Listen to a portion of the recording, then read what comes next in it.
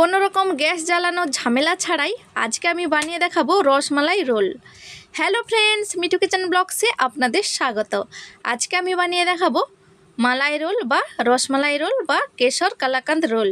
তার জন্য আমি নিয়ে নিচ্ছি আধা বাটি চিনি। যে কোনো জিনিস মেপে আপনারা চিনিটা নিতে পারবেন। আমি এখানে একটা ছোট বাটি মেপে আধা বাটি চিনি নিয়েছি, সাথে 3টা এলাচ দিয়ে গুঁড়ো করে নিয়েছি। গুঁড়ো করে একটা পাত্রের মধ্যে নিয়ে নিয়েছি। আর যেই বাটিতে আমি আধা বাটি চিনি নিয়েছিলাম সেই বাটিরই আধা বাটি নিয়ে নিচ্ছি ড্রাই কোকোনাট পাউডার। চিনি গুঁড়োর সাথে মিশিয়ে নিয়েছি। আর এখানে নিয়ে নিচ্ছি আধা লিটার দুধের ছানা।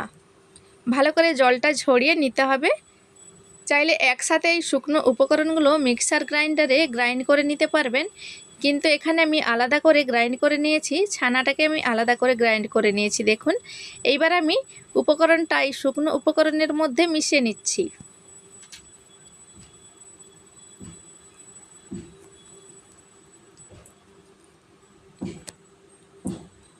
বন্ধুরা, এই মিষ্টিটা কিন্তু আপনারা রক্ষাবন্ধন বা রাখি পূর্ণিমাতে বা যে কোনো পূজা পার্বণে ব্যবহার করতে পারবেন। বিনা গ্যাস জ্বালিয়ে কিন্তু এই মিষ্টিটা খুবই ডেলিশিয়াস তৈরি হয়। আর এই একটা মিষ্টির মধ্যে 3 রকম মিষ্টির স্বাদ পাবেন। খেতে কিন্তু খুবই দারুণ লাগে বন্ধুরা। তো বন্ধুরা, আমি যেই বাটিতে চিনি নিয়েছিলাম সেই বাটিরই নিয়ে নিচ্ছি আধা বাটি গুঁড়ো দুধ। তো আপনারা পরিমাপটা দেখেই নিচ্ছেন নিশ্চয়ই।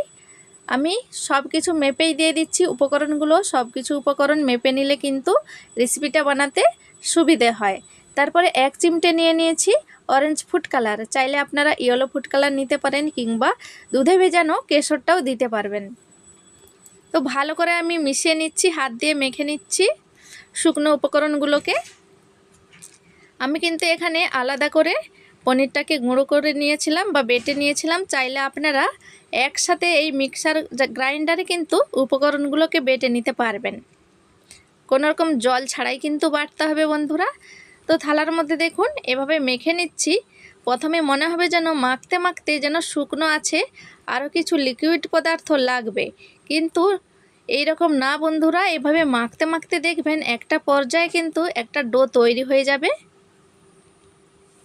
আর যদি আপনাদের কাছে মনে হয় যে একটু কিছু জল বা দুধ লাগবে, তো তার জন্য আপনারা নিয়ে নিতে পারেন গুঁড়ো দুধটা, বা নারকেল কোড়াটাও নিয়ে নিতে পারবেন।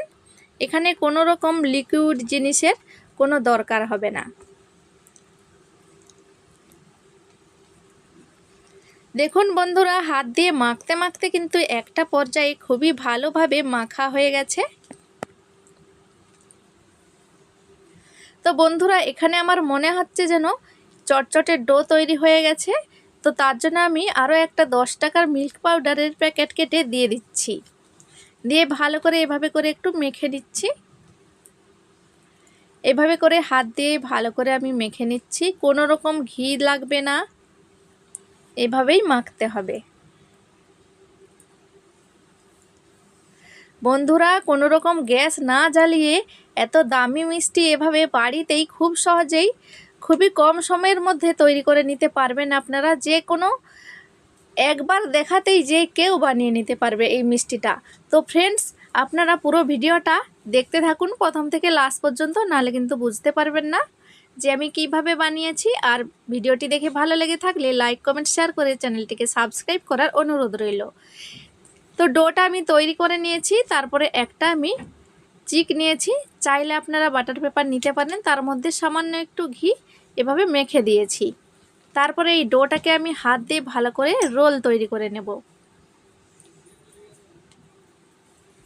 এভাবে আমি একটা রোল তৈরি করে নিচ্ছি। এই সময় কিন্তু মনে হচ্ছে যেন ডোটা একটু নরম আছে। তো আমি ভালো করে ডোটা তৈরি করে নিচ্ছি, তারপরে আপনাদের বলছি যে এরপরে কি করতে হবে।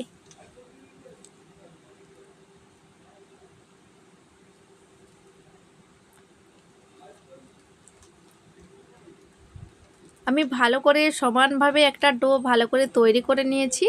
তারপরে একটু পিস্তা কুচি ছড়িয়ে দিয়েছি, তার উপরে এই ডোটাকে গড়িয়ে দিয়েছি। তাহলে কিন্তু দেখতেও ভালো লাগবে আর মিষ্টিটা খেতেও ভালো লাগবে।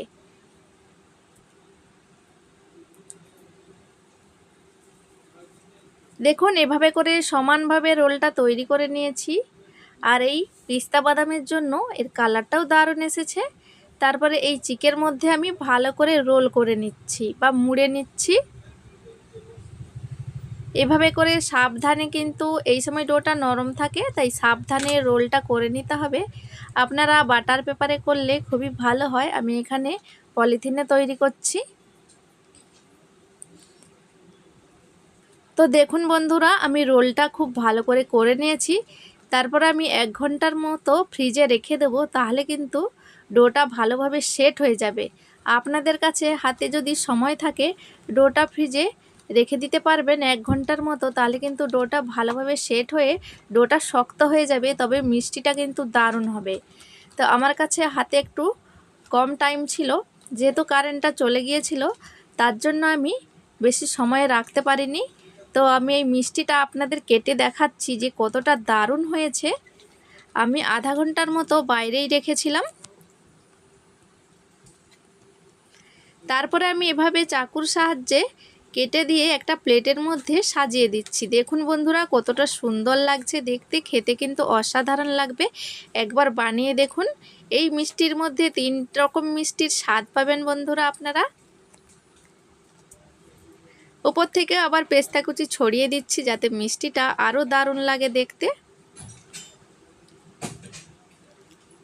তো বন্ধুরা, আজকের রেসিপিটা আপনাদের কেমন লাগলো জানাতে ভুলবেন না। ভালো লাগলে লাইক করে দেবেন। ভালো থাকবেন, সুস্থ